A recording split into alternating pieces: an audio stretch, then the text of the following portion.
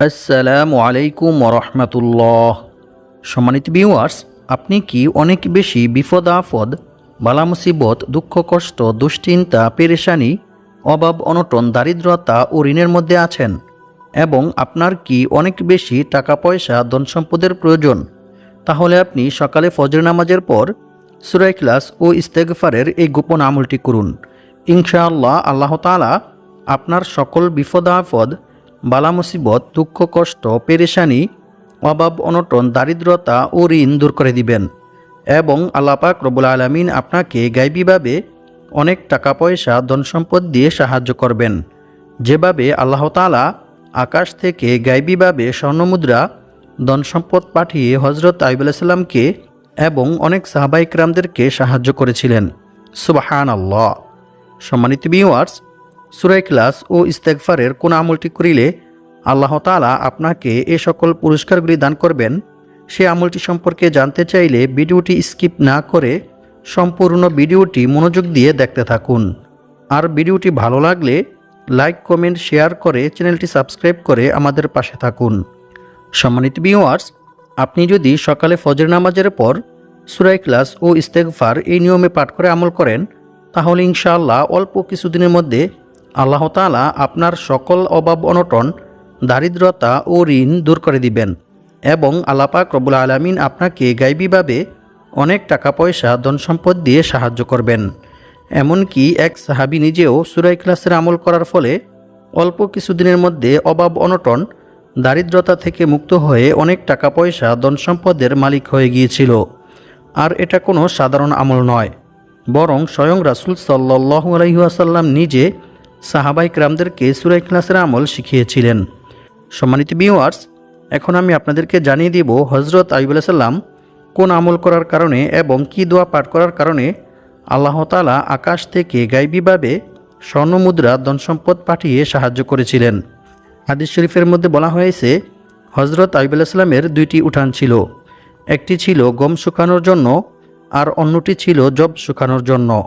মহান আল্লাহ তাআলা সেই দুইটি উঠানের উপর 2 খণ্ড মেঘমালা পাঠালেন। এক খণ্ড মেঘমালা সেই গমের উঠানে এমনভাবে স্বর্ণ ফেলল যে সেটি পূর্ণ হয়ে গেল। সুবহানাল্লাহ। অন্য মেঘমালাটি অপর উঠানের মধ্যে এমনভাবে রৌপ্য বর্ষণ করল যে সেটিও পূর্ণ হয়ে গেল। সুবহানাল্লাহ। আল্লাহু আকবার। সহিহ ইবনে হিব্বান, হাদিস নং 2898। এছাড়াও অন্য এক হাদিসে বলা হয়েছে, আল্লাহর পক্ষ থেকে ঝাঁকে ঝাঁকে স্বর্ণের পঙ্গপাল আইয়ুব আলাইহিস সালামের নিকট এসেছিলেন এবং তিনি সেগুলি সংগ্রহ করেছিলেন। রাসূল সাল্লাল্লাহু আলাইহি ওয়াসাল্লাম বলেন, একবার হযরত আইয়ুব আলাইহিস সালাম গোসল করতেছিলেন। এমন তো অবস্থায় এক ঝাঁক স্বর্ণের পঙ্গপাল তার উপর পড়তে শুরু করেন এবং তিনি সেগুলি মুঠি মুঠি করে তার কাপড়ে জমা করছিলেন। সুবহানাল্লাহ। আল্লাহু আকবার। বুখারী শরীফ, হাদিস নং 7493। সম্মানিত ভিউয়ার্স, সূরা ইখলাস পবিত্র কোরআন মাজিদের খুবই ক্ষুদ্রতম একটি সূরা। আমি আশা করছি আপনারা সকলেই সূরাটি জানেন। তারপরেও আমি সহিশুদ্ধভাবে আপনাদেরকে সূরা ইখলাস পাঠ করে শোনাবো। ইনশাআল্লাহ আপনারা আমার থেকে শুনে শুনে সহিশুদ্ধভাবে সূরা ইখলাস মুখস্থ করে নেবেন, কারণ আপনাদেরকে সূরা ইখলাসের আমলটি করার জন্য অবশ্যই সূরা ইখলাস সহিশুদ্ধভাবে পাঠ করতে হবে। তাই আমার থেকে শুনে শুনে সহিশুদ্ধভাবে সূরা ইখলাস মুখস্থ করে নেবেন। আউযু বিল্লাহি মিনাশ শাইতানির রাজীম। বিসমিল্লাহির রহমানির রহিম। কুল হুয়াল্লাহু আহাদ, আল্লাহুস সামাদ, লাম ইয়ালিদ ওয়া লাম ইউলাদ ওয়া লাম ইয়াকুল লাহু কুফুয়ান আহাদ। সাদাকাল্লাহুল আযীম। সম্মানিত ভিউয়ার্স, আমলটি করার জন্য আপনাদেরকে বেশি কিছু করতে হবে না। শুধু আমি যে নিয়ম বলে দেব সেই নিয়মে আপনারা পবিত্র কোরআন মাজিদের এই ছোট্ট সূরা অর্থাৎ সূরা ইখলাস ও ইস্তেগফার পাঠ করে আমল করবেন। তাহলে ইনশাআল্লাহ অল্প কিছুদিনের মধ্যে আল্লাহ তাআলা আপনাদের সকল অভাব অনটন, দারিদ্রতা ও ঋণ দূর করে দিবেন এবং আল্লাহ পাক রব্বুল আলামিন আপনাদেরকে গায়বীভাবে অনেক টাকা পয়সা ধন সম্পদ দিয়ে সাহায্য করবেন। তবে মনে রাখতে হবে, প্রতিটি আমল করার জন্য অবশ্যই আল্লাহর উপর এবং আল্লাহর কোরআনের উপর দৃঢ় বিশ্বাস রাখতে হবে। তবেই আপনি আমলটি করে রেজাল্ট পাবেন এবং উপকৃত হবেন। অন্যথায় আপনার এই আমল বৃথা হয়ে যাবে। কারণ আল্লাহ তাআলা বলেন, আমি এই কোরআন সৃষ্টি করেছি মুমিনদের শেফার জন্য। আর যারা আল্লাহর উপর বিশ্বাস রাখে, আল্লাহর উপর ভরসা করে, তাদের জন্য আল্লাহই যথেষ্ট। আল্লাহ তাআলা তাদের মনের সকল ইচ্ছা পূর্ণ করবেনই। সুবহানাল্লাহ। তাই আমলটি করার জন্য অবশ্যই আপনাদেরকে মনে প্রাণে বিশ্বাস রাখতে হবে যে আমি এই আমলটি করার ফলে আল্লাহ তাআলা আমাকে গায়বীভাবে অনেক টাকা পয়সা ধন সম্পদ দিয়ে সাহায্য করবেন, যেভাবে আল্লাহ তাআলা তার নবী হযরত আইয়ুব আলাইহিস সালামকে এবং অনেক সাহাবায়ে কেরামদেরকে গায়বীভাবে টাকা পয়সা ধন সম্পদ দিয়ে সাহায্য করেছিলেন। সুবহানাল্লাহ। সম্মানিত ভিউয়ার্স, এখন আমি আপনাদেরকে সূরা ইখলাসের কিছু বিশেষ ফজিলত সম্পর্কে কোরআন এবং হাদিস থেকে জানিয়ে দেব। যে ফজিলতগুলি সম্পর্কে জানলে আপনারা বুঝতে পারবেন যে সূরা ইখলাস কতটা গুরুত্বপূর্ণ এবং ফজিলতপূর্ণ একটি সূরা। এক সাহাবী যুদ্ধের ময়দানে নামাজের ইমামতি করার সময় বারবার সূরা ইখলাস পাঠ করেন। অন্য সাহাবীরা যুদ্ধ থেকে ফিরে এসে রাসূল সাল্লাল্লাহু আলাইহি ওয়াসাল্লামকে এ বিষয়টি সম্পর্কে অবগত করেন। রাসূল সাল্লাল্লাহু আলাইহি ওয়াসাল্লাম তাদেরকে বললেন, তোমরা তাকে গিয়ে জিজ্ঞেস করো কেন সে এরূপ করেছে। সাহাবীরা যখন তাকে জিজ্ঞেস করলেন, তখন সেই সাহাবী জানালেন, এই সূরায় আল্লাহর গুণাবলী বর্ণিত হয়েছে, তাই আমি এই সূরাকে ভালোবাসি। অতঃপর সাহাবীরা যখন রাসূল সাল্লাল্লাহু আলাইহি ওয়াসাল্লামের কাছে গিয়ে এ কথা বললেন, তখন রাসূল সাল্লাল্লাহু আলাইহি ওয়াসাল্লাম তাদেরকে বললেন, তোমরাও তাকে গিয়ে বলো আল্লাহ তাআলাও তাকে ভালোবাসেন। সুবহানাল্লাহ, আল্লাহু আকবার। সম্মানিত ভিউয়ার্স, একটু চিন্তা করে দেখুন, যে ব্যক্তিকে স্বয়ং আল্লাহ তাআলা নিজে ভালোবাসেন, আল্লাহ তাআলা নিজে পছন্দ করেন, সেই ব্যক্তির কি আর কোনো বিপদ আপদ, বালা মুসিবত, দুঃখ কষ্ট, পেরেশানি, অভাব অনটন, দারিদ্রতা ও ঋণ থাকতে পারে? কখনোই না। বরং আল্লাহ তাআলা নিজ অনুগ্রহে ওই ব্যক্তির সকল বিপদ আপদ, বালা মুসিবত, দুঃখ কষ্ট, পেরেশানি, অভাব অনটন, দারিদ্রতা ও ঋণ দূর করে দিবেন ইনশাআল্লাহ। তাই আজকের ভিডিও থেকে সূরা ইখলাস ও ইস্তেগফারের এই মূল্যবান আমলটি শিখে নিয়ে ইনশাআল্লাহ অবশ্যই আমলটি করার চেষ্টা করবেন। অন্য এক হাদিসে বলা হয়েছে, রাসূল সাল্লাল্লাহু আলাইহি ওয়াসাল্লামের কাছে একবার এক সাহাবী এসে বললেন, হে আল্লাহর রাসূল সাল্লাল্লাহু আলাইহি ওয়াসাল্লাম, আমি সূরা ইখলাসকে ভালোবাসি। তখন রাসূল সাল্লাল্লাহু আলাইহি ওয়াসাল্লাম তাকে বললেন, এ ভালোবাসা তোমাকে জান্নাতে প্রবেশ করাবে। সুবহানাল্লাহ। বুখারী শরীফ হাদিস নং 774। অপর এক হাদিসে বলা হয়েছে, আবু হুরায়রা রাদিয়াল্লাহু তাআলা আনহু থেকে বর্ণিত, তিনি বলেন, আমি রাসূল সাল্লাল্লাহু আলাইহি ওয়াসাল্লামের সাথেই ছিলাম। এমন সময় এক ব্যক্তি সূরা ইখলাস তিলাওয়াত করতেছিল।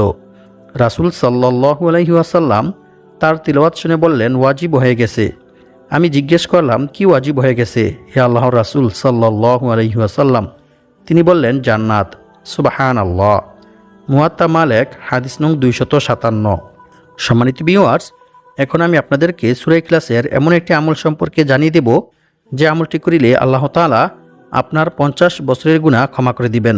সুবহানাল্লাহ। রাসূল সাল্লাল্লাহু আলাইহি ওয়াসাল্লাম বলেন, যে ব্যক্তি প্রতিদিন 200 বার সূরা ইখলাস পাঠ করবে, তার 50 বছরের গুনাহ ক্ষমা করে দেওয়া হবে। সুবহানাল্লাহ। তবে ঋণ থাকলে তা মাফ হবে না। নাউযু বিল্লাহি মিন যালিক। তিরমিজি শরীফ হাদিস নং 2898। সম্মানিত ভিউয়ার্স, ঋণ হচ্ছে এরকম মারাত্মক একটি জঘন্য কাজ যে মানুষ যখন ঋণগ্রস্ত হয়ে যায়, তখন তার আর কোনো কিছুই ভালো লাগে না। তখন সে ঋণের চিন্তায় পেরেশানিতে অসুস্থ হয়ে পড়ে। তাই সে দ্রুত ঋণ থেকে মুক্ত হতে চায়। আর দ্রুত ঋণ থেকে মুক্ত হওয়ার জন্য সেই ব্যক্তি অনেক অবৈধ পন্থায় টাকা পয়সা উপার্জন করতে চায়। চুরি ডাকাতি, মিথ্যা কথা সহ অসংখ্য অগণিত খারাপ কাজের মধ্যে লিপ্ত হয়ে যায়। কারণ মানুষের যখন ঋণ থাকে, তখন তার আর কোনো কিছুই ভালো লাগে না। সুতরাং আজকের ভিডিওতে আমি আপনাদেরকে সূরা ইখলাসের এমন একটি মূল্যবান আমল শিখিয়ে দেব, যে আমলটি করিলে আল্লাহ তাআলা আপনার পাহাড় পরিমাণ ঋণ পরিশোধ করার ব্যবস্থা করে দিবেন। সুবহানাল্লাহ। তাই ভিডিওটি না টেনে সম্পূর্ণ ভিডিওটি মনোযোগ দিয়ে দেখতে থাকুন। অন্য এক হাদিসে বলা হয়েছে, রাসূল সাল্লাল্লাহু আলাইহি ওয়াসাল্লাম বলেন, যে ব্যক্তি কুল হুয়াল্লাহু আহাদ সূরা ইখলাস শেষ পর্যন্ত 10 বার পাঠ করবে, আল্লাহ তাআলা সেই ব্যক্তির জন্য জান্নাতে একটি মহল অর্থাৎ একটি ঘর নির্মাণ করে দিবেন। সুবহানাল্লাহ। অপর এক হাদিসে বলা হয়েছে, আবু সাঈদ খুদরি রাদিয়াল্লাহু তাআলা আনহু থেকে বর্ণিত, তিনি বলেন, এক ব্যক্তি অন্য এক ব্যক্তিকে রাতে বারবার সূরা ইখলাস পাঠ করতে শুনেন। অতঃপর সকাল হলে ওই ব্যক্তি রাসূল সাল্লাল্লাহু আলাইহি ওয়াসাল্লামকে এই বিষয়টি সম্পর্কে অবগত করেন। রাসূল সাল্লাল্লাহু আলাইহি ওয়াসাল্লাম তার একথা শুনে বললেন, ওই সত্তার শপথ যার হাতে আমার প্রাণ, অবশ্যই এই সূরা অর্থাৎ সূরা ইখলাস পবিত্র কোরআন মাজিদের 1/3 সমান। সুবহানাল্লাহ। বুখারী শরীফ হাদিস নং 5013। অর্থাৎ যে ব্যক্তি সূরা ইখলাস 3 বার পাঠ করবে তার আমলনামায় 1 খতম কোরআন তিলাওয়াত করার সওয়াব লেখা হবে। সুবহানাল্লাহ। সম্মানিত ভিউয়ার্স, সূরা ইখলাসের এই সকল ফজিলত শুনে বুঝতেই পারতেছেন যে সূরা ইখলাস কতটা গুরুত্বপূর্ণ এবং ফজিলতপূর্ণ একটি সূরা। তাই আপনারা যদি আমার বলা নিয়ম মেনে সঠিকভাবে সূরা ইখলাস ও ইস্তেগফার এই নিয়মে পাঠ করে আমল করেন, তাহলে ইনশাআল্লাহ অল্প কিছুদিনের মধ্যে আল্লাহ তাআলা আপনাদের সকল অভাব অনটন, দারিদ্রতা ও ঋণ দূর করে দিবেন এবং আল্লাহ পাক রব্বুল আলামিন আপনাদেরকে গায়বীভাবে অনেক টাকা পয়সা ধন সম্পদ দিয়ে সাহায্য করবেন। এমনকি এক সাহাবী নিজেও সূরা ইখলাসের আমল করার ফলে অল্প কিছুদিনের মধ্যে অভাব অনটন, দারিদ্রতা থেকে মুক্ত হয়ে অনেক টাকা পয়সা ধন সম্পদের মালিক হয়ে গিয়েছিল। সুবহানাল্লাহ। সম্মানিত ভিউয়ার্স, সূরা ইখলাসের আমলটি করার জন্য অবশ্যই আপনাদেরকে সকালে ফজরের নামাজ জামাতের সহিত আদায় করতে হবে, আর মেয়েরা ঘরেই আদায় করবেন। তারপর অজু অবস্থায় পাক পবিত্র পরিষ্কার পরিচ্ছন্ন একটি জায়গায় বসে আমলটি করবেন। আমলটি করার জন্য প্রথমে আপনাদেরকে একটি বিশেষ দুরূদ শরীফ পাঠ করতে হবে, কারণ হযরত ওমর বিন খাত্তাব রাদিয়াল্লাহু তাআলা আনহু বলেন, নিশ্চয়ই বান্দার কোনো দোয়া বা আমল আল্লাহ তাআলার দরবারে ততক্ষণ পর্যন্ত পৌঁছায় না যতক্ষণ পর্যন্ত না বান্দা তার নবীর প্রতি দুরূদ পাঠ না করে। অর্থাৎ যে কোনো দোয়া বা আমল করার পূর্বে রাসূল সাল্লাল্লাহু আলাইহি ওয়াসাল্লামের উপর দুরূদ পাঠ না করিলে সেই দোয়া বা আমল আল্লাহ তাআলার দরবারে পৌঁছায় না। তা আসমান ও জমিনের মধ্যবর্তী স্থানে আল্লাহ তাআলা ঝুলন্ত অবস্থায় আড়াল করে রেখে দেন। নাউযু বিল্লাহি মিন যালিক। তাই প্রথমে আপনাদেরকে একটি বিশেষ দুরূদ শরীফ পাঠ করতে হবে, তারপর বিশেষ 3টি ইস্তেগফার পাঠ করতে হবে।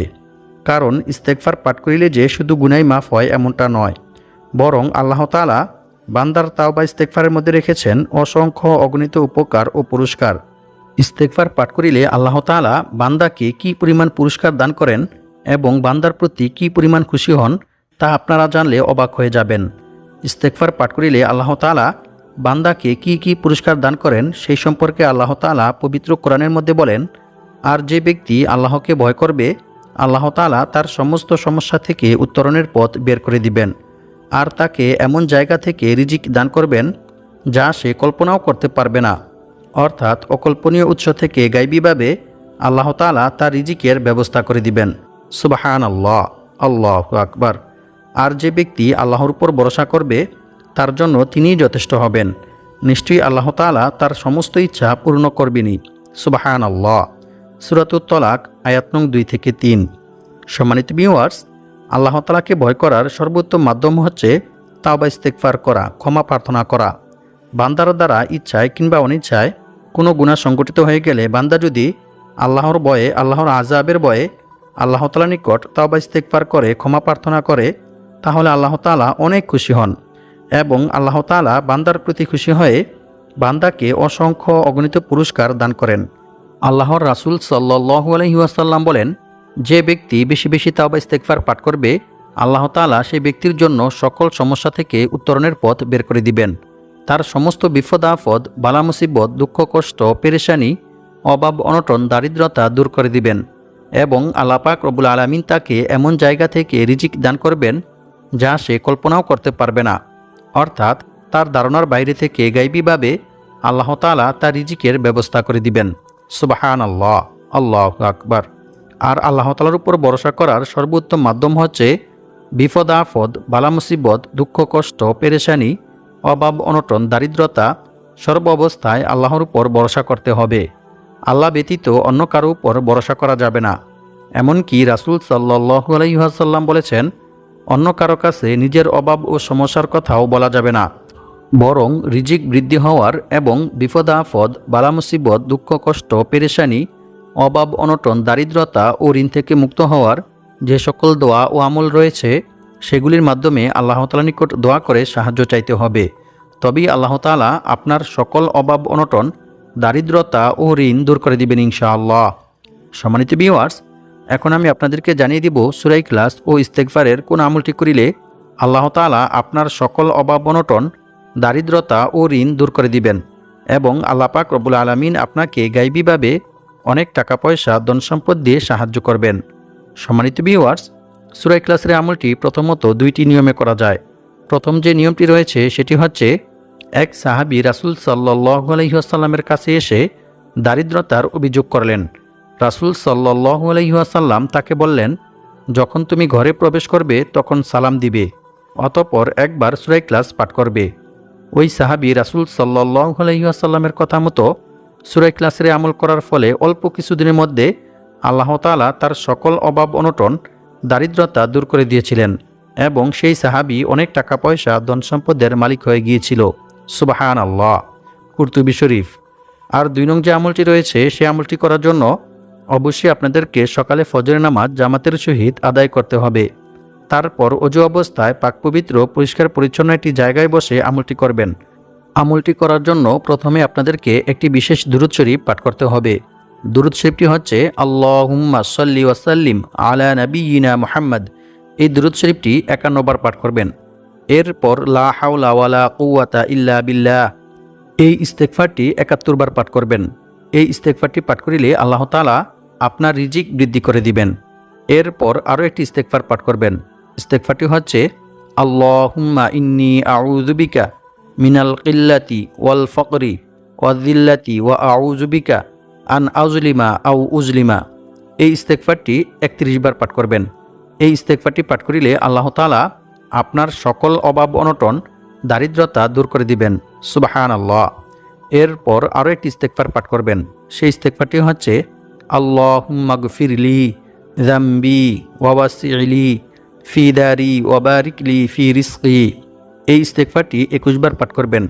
এই ইস্তেগফারটি পাঠ করিলে আল্লাহ তাআলা আপনার সকল বিপদ আপদ বালা মুসিবত দুঃখ কষ্ট পেরেশানি অভাব অনটন দারিদ্রতা ও ঋণ দূর করে দিবেন এবং আল্লাহ পাক রব্বুল আলামিন আপনাকে গায়বীভাবে অনেক টাকা পয়সা ধন সম্পদ দিয়ে সাহায্য করবেন। সুবহানাল্লাহ।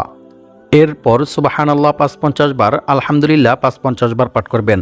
অতঃপর ইয়া রাজ্জাকু এই ইসমে আজমটি ৪১ বার পাঠ করবেন। এরপর ইয়া কাদিয়াল হাজাত এই দোয়াটি ২১ বার পাঠ করবেন। অতঃপর ২১ বার সূরা ইখলাস পাঠ করবেন। প্রত্যেকবার সূরা ইখলাস পাঠ করার পূর্বে বিসমিল্লাহির রহমানির রহিম পাঠ করে নেবেন। এরপর কয়েকবার দুরূদ শরীফ ও ইস্তেগফার পাঠ করে আল্লাহ তাআলার নিকট দোয়া করবেন। দোয়ার মধ্যে আপনি যা চাইবেন ইনশাআল্লাহ আল্লাহ তাআলা আপনাকে তাই দান করবেন। তবে দোয়ার মধ্যে আরও একটি দোয়া পাঠ করবেন। সেই দোয়াটি হচ্ছে আল্লাহুম্মা কফিনি বিহালালিকা আন হারামিকা ওয়া আগনিনি বিফাদলিকা আম্মান সিওয়াক। এরপর দোয়া শেষ করার পূর্বে ইয়া দাল জালালি ওয়াল ইকরাম ইয়া হাইয়ু ইয়া কাইয়ুম এই 2টি ইসমে আজম পাঠ করে দোয়া শেষ করবেন। দোয়া শেষ করেও কয়েকবার ইস্তেগফার ও দুরূদ শরীফ পাঠ করে নেবেন।